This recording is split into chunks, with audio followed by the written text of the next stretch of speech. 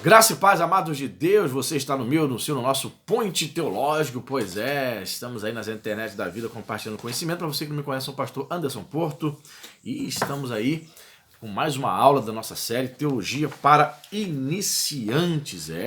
Hoje é a aula 66 e eu quero convidar você, se você não é inscrito no nosso canal, ative aí o sininho, clica aí, se inscreva, se inscreveu? Agora ative o sininho da notificação para você receber as novidades, as dicas teológicas, as aulas.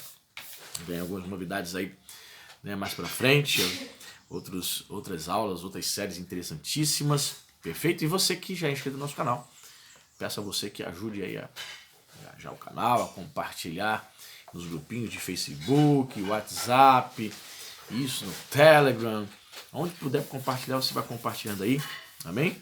Nos ajudando, deu like, já deu like, faz tudo isso aí logo no início, para você não esquecer no final, certo?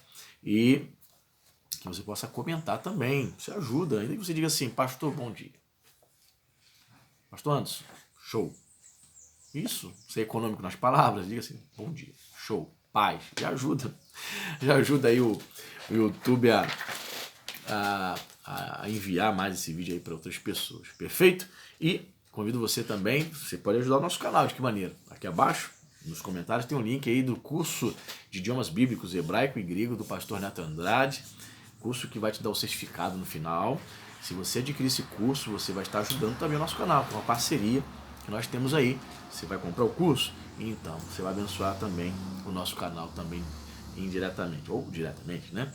E você também pode ser um apoiador, aqui abaixo também, no link da descrição tem o link do Apoia-se e você pode ajudar aí a partir de R$5, apoiar o nosso canal. Você entende que esse canal é bênção para a sua vida? É relevante para você, para a sua família, para os seus amigos, seus irmãos? Pois bem, você pode abençoar, Deus te abençoar a sua vida financeira, abençoe também outras vidas, em nome de Jesus. 5, 10, 15, aquilo que Deus colocar no seu coração, através do Apoia-se. Você fazendo isso, nós vamos colocar você no nosso grupo do WhatsApp, já estamos sorteando canecas aí personalizadas, né? Você também poderá, dentro em breve, ganhar também, vamos começar a sortear livro de teologia também para os apoiadores do canal, certo? E nós estamos seguindo hoje, a aula 66, nós vamos falar sobre o Espírito Santo na experiência humana. Nós estamos aí na página 302, né, do livro nosso querido Maya Pilman, lendo, comentando, destrinchando ele, ok? Diz assim, essa sessão diz respeito a várias operações do Espírito em relação aos homens. Número 1, convicção. Em João capítulo 16, versos 7 e 11, Jesus descreve a obra do conselheiro em relação ao mundo. O Espírito Santo, ao trabalhar para seguir a condenação divina contra os que rejeitam a Cristo, agirá, por assim dizer, como promotor de justiça de Cristo.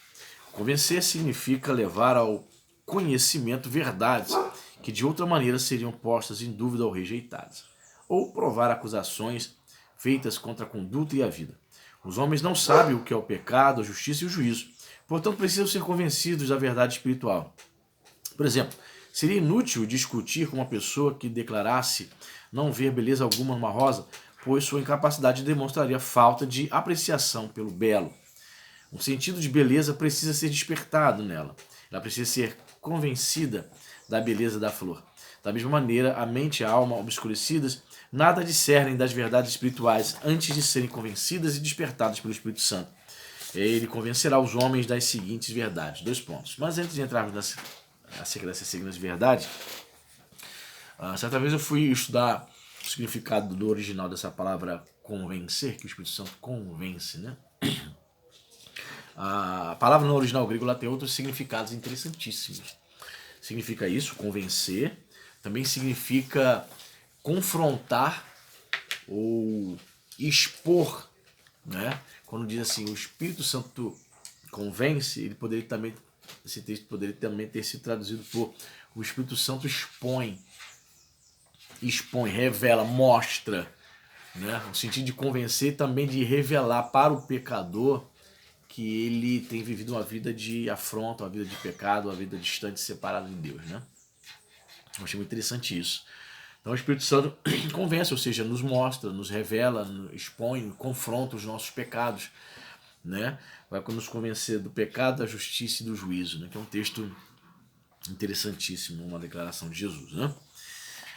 Ele diz aqui que ele vai convencer os homens das seguintes verdades. 2 pontos. Letra A. O pecado de incredulidade. Quando Pedro pregou no dia de Pentecostes, ele nada disse acerca da vida licenciosa do povo, de seu mundanismo ou de sua cobiça. Ele não entrou em detalhes sobre a depravação do homem para os envergonhar. O pecado do qual os culpou e do qual mandou que se arrependesse foi a crucificação do Senhor da glória. O perigo do qual os avisou foi o de se recusarem a crer em Jesus em vista das evidências, né? Eu sou do seguinte entendimento, né? Que a palavra de Deus tem que ser pregada, né? Todo o conselho da palavra de Deus. Há momentos que você tem que expor, claro, confrontar os pecados e declarar no seu discurso claramente o tipo de pecado que a pessoa está pregando. Mas eu penso que todo pregador, todo ensinador da palavra de Deus, daquele que evangeliza, também tem que ter a sensibilidade, a percepção do Espírito Santo quando ele vai pregar a palavra, para que não somente fique só apontando pecado. Muitas vezes, só dizer que a pessoa está vivendo uma vida de incredulidade, como fez Pedro, já vai levar ela ao despertamento, ao desejo de arrepender-se e de abandonar os pecados. Ou seja, o indivíduo também pode, através de uma palavra de esperança, uma palavra de despertamento, levando a pessoa a desejar ter comunhão com o Senhor, fazer com que ela se volte para Deus de maneira que ela abandone todos aqueles pecados grosseiros que ela comete, ao invés daquele momento o pregador ter falado diretamente, né? Eu acho que isso é muito da direção do Espírito Santo, né? Para cada pregador, para cada ocasião. Haverá momentos, sim, que o Espírito Santo vai levar o pregador a falar detalhes bem claros, né? Apontar os pecados, apontar o profeta. Em outros momentos a palavra vai ser de consolação, vai ser de despertamento, para que... Fecha a porta ali para mim, filho, por favor. Tá batendo claridade aqui. E em outros momentos vai ser uma palavra de fé, de esperança, de que a pessoa vai sentir-se convencida pelo Espírito Santo de que ela está distante de Deus, não? Diz mais assim: portanto, descreve-se o pecado da incredulidade como um pecado único, porque nas palavras de um estudioso, onde esse pecado permanece, todos os demais surgem, e quando esse desaparece, todos os demais desaparecem. É o pecado máter, por produzir novos pecados e por ser o pecado contra o remédio para o pecado. Assim, escreve o Dr. Smithson, abre aspas, por mais e mais perigoso que seja esse pecado, a ignorância dos homens a seu respeito é tamanha que sua criminalidade é inteiramente desconhecida até que seja descoberta pela influência do Espírito Santo, o conselheiro. A consciência pode convencer o homem dos pecados comuns, mas nunca do pecado da incredulidade. Jamais homem algum foi convencido da enormidade desse pecado, a não ser pelo próprio Espírito Santo. O Espírito Santo pode trazer isso, né? Se o indivíduo também desejar. Por exemplo, estou gravando esse vídeo agora, hoje é dia 28 de junho, e são 5 minutos, meio-dia e 55, 5 para 1 da tarde, e agora há pouco, 2 horas atrás, saíram as notícias, né, na TV, na internet, que o serial killer Lázaro foi pego pela polícia, trocou tiro com a polícia e acabou morto. E eu fiquei pensando, né, na vida desse rapaz, né, infelizmente ele precisou ser parado, né, e tudo indicava que ele somente ia ser parado morto. Eu fiquei pensando, as oportunidades que o Senhor deu para ele, com certeza deu, com certeza falaram de Jesus para ele, com certeza Deus enviou um dos seus servos. Brasil, Goiás, tem crente à beça. Certamente, Brasília, né? Certamente o Senhor enviou alguma pessoa para falar do amor de Deus, na cadeia, ou quando ele estava fora da cadeia. Mas infelizmente ele semeou um caminho de morte, né? Ele semeou vidas ceifadas, vidas inocentes, né? E como diz Romanos 13, verso 3 e 4, o apóstolo Paulo diz que ele deveria temer a espada, ele não temeu. Então ele foi morto pela espada das autoridades, que são ministros de Deus, vingadores de Deus. Então foi vingado hoje, né? A palavra se cumpriu. A morte dos inocentes, das famílias inocentes foram vingadas. A autoridade, o Estado, por meio da espada, né, parou teve que ceifar ali, ele teve tudo para se entregar. Eu fiquei pensando nisso, ele teve toda a oportunidade de se entregar, de poder ter negociado, chamado a imprensa, se entregado, chamava o pessoal dos direitos dos humanos, que gosta de proteger bandido. Ele poderia ter se entregado, poderia ter mudado de vida. Certamente o Espírito Santo procurou convencê-lo, mas nós cremos no sinergismo, né? A pessoa precisa também querer. E o Espírito Santo confronta, nos convence, e quando ele faz isso, é necessário também que haja uma resposta nossa para esta declaração, para esse convencimento. Outro detalhe aqui, a justiça de Cristo. Da justiça, né? Porque eu vou para o Pai e vocês não me verão mais. João 16:10.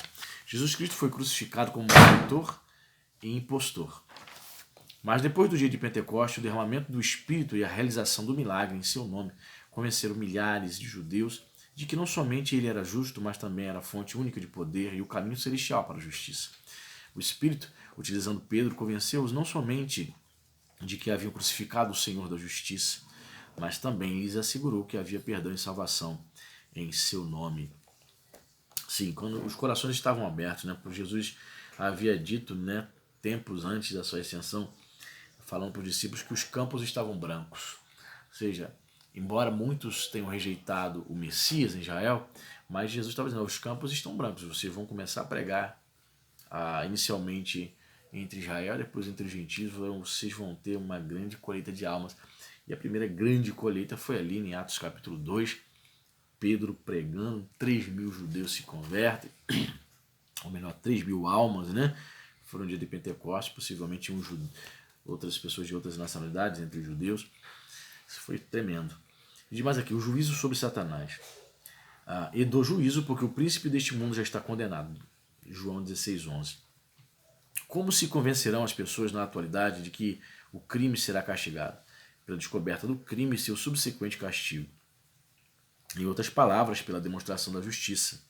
A cruz foi uma demonstração da verdade de que o poder de Satanás sobre a vida dos homens foi destruído e de que sua completa ruína foi decretada. Satanás foi julgado no sentido de que perdeu a grande causa, de modo que já não tem mais direito de reter os homens em escravidão como os seus súditos. Cristo, com sua morte, resgatou todos os homens do domínio de Satanás, e estes devem aceitar sua libertação. Os homens são convencidos pelo Espírito Santo de que, na verdade, são livres. Já não são súditos do tentador, já não são obrigados mais a obedecer-lhe, pois agora são súditos leais de Cristo, servindo voluntariamente no dia de seu poder. Satanás alegou que lhe cabia o direito de possuir os homens que pecaram e que o justo juiz devia deixá-lo sujeito a ele. O mediador, por outro lado, apelou para o fato de que ele, nosso Salvador, recebera o castigo do homem ao tomar o lugar deste e que, portanto, a justiça, bem como a misericórdia, exigem que o direito de Satanás de conquista fosse anulado, que o mundo fosse dado a ele, o Cristo, o segundo Adão e Senhor de todas as coisas. O veredito divino foi contra o príncipe deste mundo, e ele foi julgado. Ele já não pode guardar seus bens em paz, visto que o mais poderoso o venceu. Cristo pagou o preço, né? E existem várias teorias para dar expiação. Uma teoria diz que Jesus pagou o preço, o resgate a Satanás. Não foi. Isso é uma teoria refutada. Jesus pagou o preço ao próprio Deus. Esse foi o preço que Deus exigiu para que os nossos pecados fossem perdoados. Sim, preço de sangue, preço de morte expiatória do seu próprio Filho, né? Lembrei de um fato aqui agora. Me lembro que eu trabalhava muitos anos, quase 20 anos atrás, numa empresa. Aí eu me lembro que eu não sou muito de usar essas coisas não, mas naquela época, quase 20 anos atrás, eu me lembro que eu coloquei uma espécie de um pequeno crucifixo. Eu nunca fui de usar, nunca gostei de usar cordão, nem pulseira, eu gosto de usar relógio. Relógio eu uso desde criança, só tiro relógio para dormir e para tomar banho. Mas pulseira e cordão nunca eu gostei de usar. Eu comprei um cordãozinho, tinha um crucifixo pequenininho, crucifixo não, uma cruz, né? Não tinha imagem, era só a cruz. Aí eu fui pro trabalho, um irmãozinho chegou, falou assim, o que é isso aí no teu peito, rapaz? Eu jovem, né? Eu falei, uma cruz. Vou te fazer uma pergunta, ele falou pra mim. A pergunta que eu faço a você teria coragem de andar parado no peito com uma faca que matou o seu irmão? Você andaria? Mesmo instrumento que matou o seu irmão? A faca, o seu irmão morreu, foi assassinado por um ladrão, a facada, você pegaria essa faca pendurada no pescoço? Eu falei, não. Não. Mas aí me veio uma boa resposta para dar para ele. Foi só que, note bem, a cruz, meu querido, eu entendo o que você quis dizer, mas não concordo. A cruz, para o judeu, não sei se você é judeu, acho que não, você é brasileiro, né? Gentio, brasileiro, crente gentio. Então, para o judeu é símbolo de maldição. Maldito todo aquele que for pendurado no madeiro. Certo? Então, eu entendo. Só que nós não somos judeus. Eu não sou judeu. Para um judeu é símbolo de maldição. Mas para mim, gentio, cristão, para mim é símbolo da vitória. Foi na cruz que o Senhor Jesus obteve a vitória sobre Satanás, sobre a morte, sobre o inferno, sobre o pecado. Então, para mim, não é símbolo de morte, nem de destruição, nem de vergonha. Não, eu não tenho vergonha da cruz. É pela cruz, foi através da cruz que o meu Senhor concedeu a salvação e a vida para mim. Então, para o cristão, e eu sou gentio, não sou judeu, para mim, cristão, gentio, a cruz é símbolo de vitória e ela está vazia, para dizer que ele ressuscitou. Então, todas as vezes que eu olho para essa cruz, eu me lembro que ele conquistou a minha vida eterna, minha salvação lá nessa cruz. Ficou sem falar mais nada. Pois é, alguns cristãos têm esse pensamento equivocado, agindo e pensando como se fosse um cristão judaizante, né? Temos que tomar cuidado. Regeneração. Ilustra-se a obra criadora do Espírito sobre a alma pela obra criadora do Espírito de Deus, no princípio, sobre o corpo do homem. Voltemos à cena apresentada em Gênesis 2:7. Deus tomou o pó da terra e formou um corpo.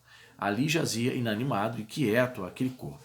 Embora já estivesse no mundo, rodeado por suas belezas, aquele corpo não reagia porque não tinha vida. Não via, não ouvia, não entendia. Então Deus soprou em suas narinas o fôlego de vida e o homem se tornou um ser vivente, conforme diz Gênesis 2:7. Ele imediatamente reagiu, vendo as belezas e ouvindo os sons do mundo ao seu redor. Como sucedeu com o corpo, assim também sucede com a alma. O homem está rodeado pelo mundo espiritual e por Deus, que não está longe de um de nós. No entanto, o homem vive e age como se esse mundo de Deus não existisse. Em razão de estar morto espiritualmente, não pode reagir como deveria.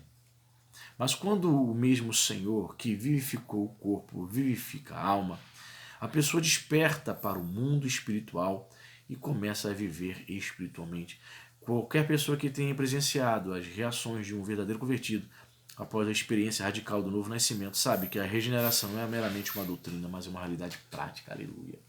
Pois é, queridos, regeneração. A própria palavra está falando regenerar, ou seja, gerar novamente, mas desta vez no sentido espiritual. Fomos gerados uma vez pelos nossos pais, nascemos, só que o verdadeiro nascimento se dá quando nós conhecemos a Cristo, o Espírito Santo nos vivificou, nos tirou do império das trevas e recebemos essa regeneração, que é sinônimo de novo nascimento, né? Na teologia joanina, regeneração é um novo nascimento. E quando de fato um ser humano, um indivíduo, ele é despertado espiritualmente, quando ele é regenerado, quando ele é salvo em Cristo Jesus, meu amigo, ele pode ter sido uma pessoa extremamente perdida, perversa, a vida muda, querido. Como muda. Muda de forma profunda, radical, porque houve um novo nascimento. Né? Como diz o velho hino antigo, ó quão cego andei, perdido vaguei, longe, longe do meu Salvador. Pois é, estávamos longe do Salvador, agora estamos próximos por conta da regeneração. Outro ponto interessante que ele vai dizer é sobre habitação. Veja João 14:17, ele vai citando aqui Romanos 8:9, 1 Coríntios 6:19, vários textos ele cita.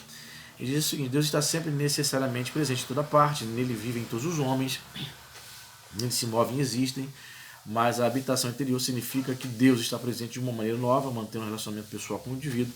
Essa união com Deus, que é chamada de habitação, morada, é produzida de fato pela presença da Trindade completa, como se pode observar por um exame dos textos citados anteriormente. Considerando que o ministério especial do Espírito Santo é o de habitar no coração dos homens, a experiência é geralmente conhecida como morada do Espírito Santo.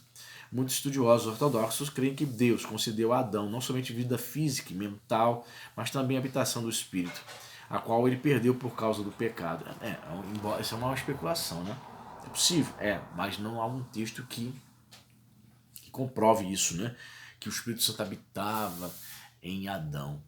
Diz, né, a palavra de Deus que ele tinha comunhão com o Senhor, mas não há nenhum texto claro. É uma especulação, né? A gente pode especular contanto que a gente não entre em heresia, né? Que Deus fazia morada no coração de certa medida, né?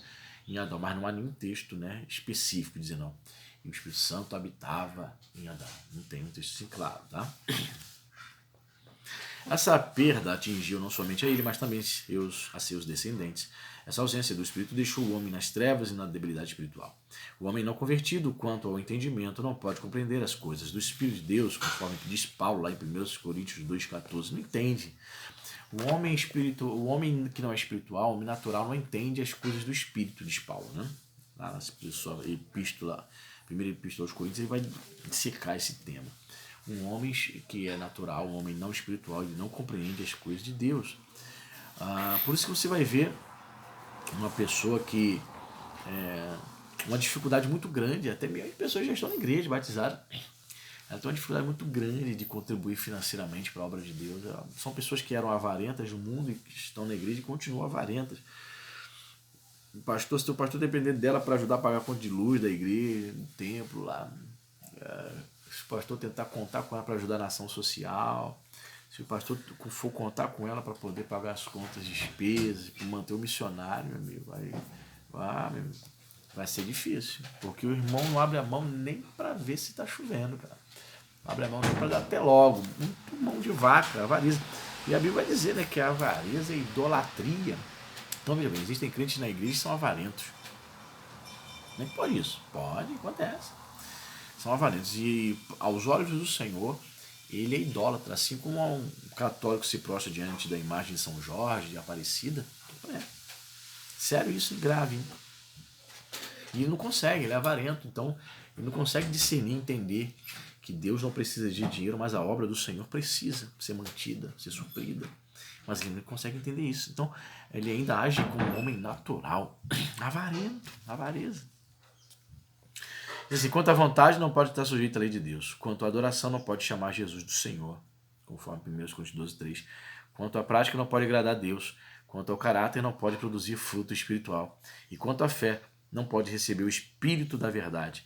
Tudo isso acontece por causa da ausência do Espírito, a ausência que deixa o homem morto espiritualmente.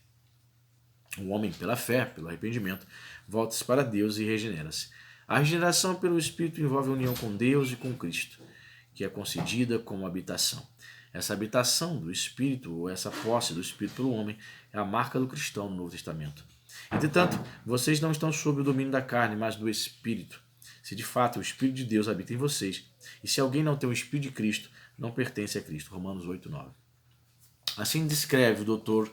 Simonton, ou Smithon, melhor dizendo.